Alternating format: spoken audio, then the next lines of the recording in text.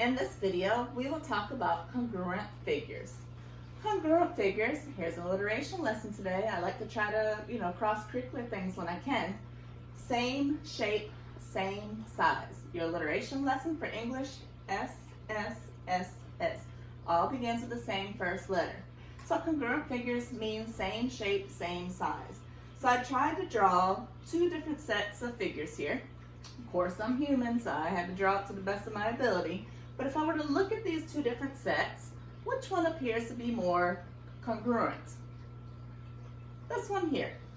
So I would say that these are congruent because they are the same shape and same size. These, on the other hand, are the same shape, but they are not the same size. So we would call these similar or non-congruent.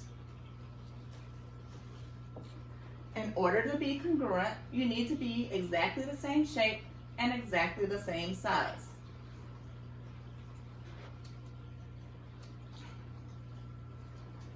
Sometimes we use identifiers to show congruent sides or congruent angles. So for example, if I have, it can be other shapes, I'm just better at drawing more congruent type triangles, but to show that the sides are congruent, they use hashtags or hash marks. So I know that this side, since it has one hash mark, is congruent to this side because this side has one hash mark. This side has 3 hash marks, so it's congruent to this side that has 3 hash marks. And this side has 2 hash marks, so it's congruent to this side that has 2 hash marks. So the hash marks show congruent sides. Okay, hash marks show what sides are congruent in congruent figures. We also have congruent angles. There's a special marking they use for congruent angles. So again, I'm going to draw my pair of congruent triangles. And they can be flipped, they can be faced other ways, it doesn't matter. Angles are represented by these little semicircles. So I know that this angle is congruent to this angle because they both have one semicircle.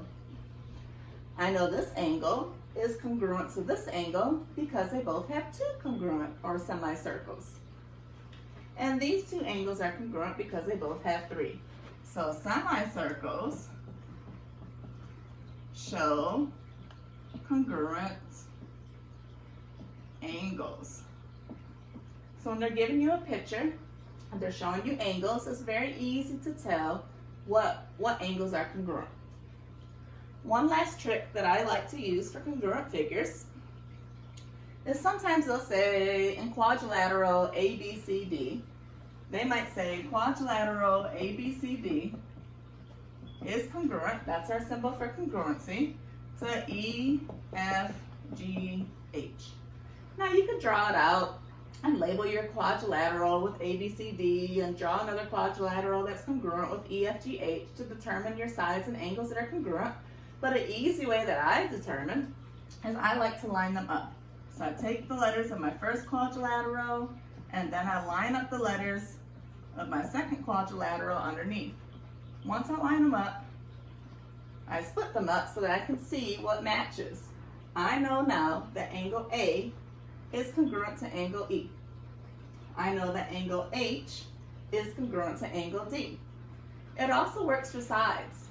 You can take any 2 letters and match them up. So if I want to say side AB, I have to look underneath. Side AB is congruent to side EF. If I wanted to do side GH, GH is congruent to CD. If I wanted to do FH, so if I want FH, above letter F is B, and above letter H is D, so congruent to FH is side BD. So that is how you can use that to work to your advantage. Please subscribe to my YouTube channel for more upcoming videos. Have a blessed day.